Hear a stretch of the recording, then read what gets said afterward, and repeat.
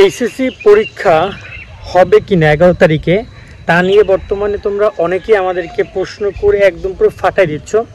আমি কিছু point of view রাখতেছি, পরীক্ষা হবে এবং তোমাদের কিছু দাবি রয়েছে অটোপাসের বিষয়টা, সেটা নিয়ে আমি একটু কথা বলবো। পরীক্ষা শেষ করে চুপচাপ বসে না থেকে দক্ষতা বৃদ্ধি করো এবং পড়াশোনার পাশাপাশি আয় করার একটি গুরুত্বপূর্ণ কোর্স নিয়ে আলোচনা করব ভিডিওর শেষে। অবশ্যই ভিডিওটি দেখো। অনেকে পরীক্ষা একটু পিছিয়ে দিতে বলছো, এক্ষেত্রে আমার মতামত কি, আমার মনে হয় তোমাদের কোনটা করা উচিত সে বিষয় নিয়ে কথা বলবো। তোমরা সংখ্যাটা কিন্তু 1000, 2000 বা 10,000, 20,000 না, 14 লাখ শিক্ষার্থীর ভবিষ্যৎ নিয়ে কথা। তো এই জায়গায় 14 লাখ শিক্ষার্থীর ভবিষ্যতের প্রশ্নটা অনেক বড়। এখন এই জায়গায় তোমাদের এইচএসসি পরীক্ষাটা 11 তারিখ নেবে কিনা এটা নিয়ে একটা কনফিউশন তৈরি হয়েছে, কারণ গতকালকে রাতে প্রায় 10টার দিকে সেনাপ্রধান বা তারা ঘোষণা দিয়েছে, নিরাপত্তা যে দায়িত্বে যারা রয়েছে বাংলাদেশের, যে সারা দেশে স্কুল কলেজ খুলে দেওয়া হয়েছে, বিশ্ববিদ্যালয় খুলে দেওয়া হচ্ছে। তো এই জায়গায় প্রশ্নটা স্বাভাবিকভাবে আসে যে তোমাদের পরীক্ষাটা তাহলে এখনও হবে, এটাই তোমরা এখন বলছো, কিন্তু শিক্ষা মন্ত্রণালয় তাহলে কি করতে চাচ্ছে, এটা হচ্ছে প্রশ্ন, যে তোমাদের পরীক্ষাটা নেবে কিনা। দেখো এই মুহূর্তে আন্তঃশিক্ষা সমন্বয় বোর্ড, তপন কুমার সরকার যারা রয়েছেন তারা সবাই বর্তমানে সরকারের বা হচ্ছে যে বোর্ডের দায়িত্বে রয়েছেন। তারা তোমাদের পরীক্ষাটা যে রুটিন অনুযায়ী নিয়েছে সে অনুযায়ী নেওয়ার চিন্তাভাবনা তাদের রয়েছে বা সেটাই থাকবে। তবে এই মুহূর্তে অটোপাসের কথাটা যারা বলছো তাদেরকে বলতেছি আপাতত অটোপাসের সিদ্ধান্ত হবে না, কারণ দেখো তোমাদেরকে মূল্যায়ন করার মাধ্যমে মূল্যায়ন করার মাধ্যমেই বিষয়টার সমাপ্তি ঘটবে। তোমরা যদি মনে করো যে না, যে এসএসসির রেজাল্টের মাধ্যমে তোমাদেরকে মূল্যায়ন করবে, তাহলে ভুল ভাবছো, এরকম কোনো কিছু হবে না।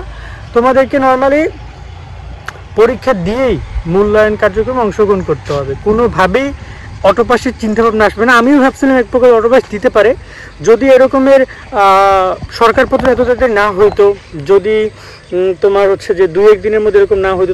আমরা কিন্তু গতকালকে সকালেও কেউ ভাবি নাই যে সে দেশ ছেড়ে পালাবে, বাট অলমোস্ট দুপুরের মধ্যে সে দেশ ছেড়ে চলে গেছে। তো এই জায়গায় অনেক কিছু অনাকাঙ্ক্ষিতভাবে ঘটে যাচ্ছে, যেটা আমরা হয়তো বা এর আগে বুঝতে পারি নাই। তো এখন তোমাদেরকে বলবো, তোমরা অপেক্ষা করো, ধৈর্য ধারণ করো। তবে তোমরা যেটা বলতে পারো অনলাইন বা সামাজিক যোগাযোগ মাধ্যমে এবং সমন্বয়কারী বা যারাই হোক না কেন, এবং আমিও এটা দাবি বলছি যে তোমাদেরকে 11 তারিখ পরীক্ষাটা না নিয়ে পরীক্ষাটা একটু সময় নিয়ে নেওয়া হোক। 11 তারিখ মনে হয় অনেক তাড়াহুড়ো হয়ে যাবে, যেহেতু পরীক্ষা একটা প্রস্তুতির বিষয় রয়েছে, একটা মনোমানসিকতার বিষয় রয়েছে, মন মানসিকতার বিষয় রয়েছে, মানে মনস্তান্ত্রিক একটা বিষয়। তো এই জায়গায় তাড়াহুড়ো করে পরীক্ষা নিয়ে শিক্ষার্থীদের প্রস্তুতি সেই শিক্ষা মন্ত্রণালয়ের দায়িত্ব মতো যেন না করে বা শিক্ষামন্ত্রীর মতোই যেন না করে, সময় নিয়ে পরীক্ষাটা নিলে শিক্ষার্থীরা অনেক সুন্দরভাবে পরীক্ষা দিতে পারবে এবং ওরা খুব গুছিয়ে একটা এক্সাম দিতে পারবে, এটা হলো আমি মনে করি। এখন তোমরা কি মনে করো জানিও, বাট আমার কাছে মনে হয় যে পরীক্ষাটা একটু পিছিয়ে নিলে ভালো হয়। এত তাড়াহুড়ো করে এত বড় একটা ঝড় গেল, তার মধ্যে পরীক্ষাটা না নিলে আমার জন্য মনে হয় ভালো হয়। এখন তোমাদের কি মনে হয় এটা তোমরা কমেন্টের মাধ্যমে জানাইতে পারো আমাদেরকে। বাট অটোপাসের জিনিসটা হবে না, যেটা বলে লাভ নাই ভাইয়া, কারণ সত্যকে সত্য বলতে হবে, মিথ্যাকে মিথ্যা বলতে হবে। তোমাদের অনেকেরই, অধিকাংশ মানুষেরই দাবি অটোপাস। আমি গতকাল একটা পোল দিয়েছিলাম, সেখানে 66% অডিয়েন্স ভোট দিয়েছে অটোপাসে, আর 34% বা 44% স্টুডেন্ট ভোট দিয়েছে পরীক্ষা তারা দিবে।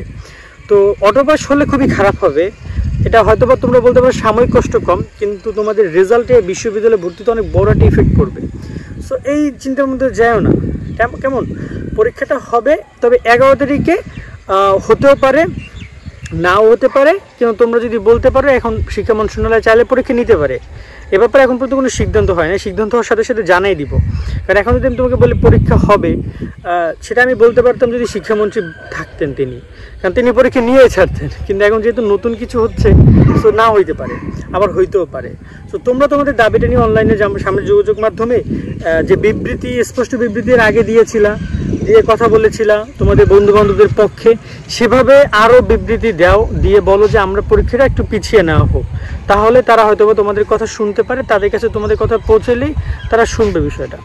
আশা করি বুঝতে পারছো। আজকের মতো আমরা এখানে বিদায় নিচ্ছি, সবাই ভালো থাকো, আর কোর্সের যে ইনফরমেশন সেগুলো দেখে কোর্সটা কমপ্লিট করো। আল্লাহ হাফেজ। পরীক্ষার পরবর্তী সময়ে তোমরা অহেতুক সময় নষ্ট না করে বিভিন্ন ট্রেনিংয়ের মাধ্যমে তোমাদের স্কিল ডেভেলপ করতে পারো। এক্ষেত্রে আমার অ্যাডভাইস থাকবে, খোঁজখবর নিয়ে একটি সুন্দর গুছানো ট্রেনিং কোর্সে যুক্ত হও এবং সেটা কমপ্লিট করো। তোমরা যদি কম্পিউটার আর ইন্টারনেট চালাতে পারো তাহলে ইফার্ম Bangladesh real time project base e commerce entrepreneurship training program তোমার জন্য বেস্ট হবে। কেন বেস্ট, কী কী সুযোগ তুমি পাবা, চলো একবার দেখে নেই। যেহেতু এটা একটা project base e commerce entrepreneurship training programme, তাই ই কমার্স বিজনেস সম্পর্কে সব কিছু তুমি শিখতে পারবা এবং বাস্তব অভিজ্ঞতা পাবা।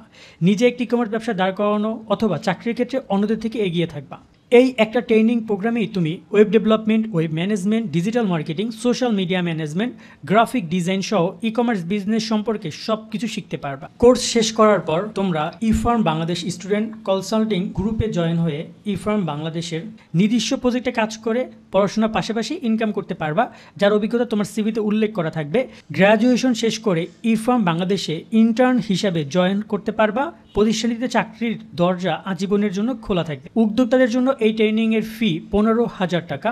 আমাদের চ্যানেলের রেফারেন্সে যারা যাচ্ছ তোমাদের জন্য 50%-এর বেশি ডিসকাউন্ট দিয়ে ট্রেনিং ফি মাত্র 7,000 টাকা। তোমাদের পরীক্ষা শেষ হলেই ট্রেনিং সেশন শুরু হবে। টোটাল 2 ঘন্টা করে 15টা ক্লাস হবে।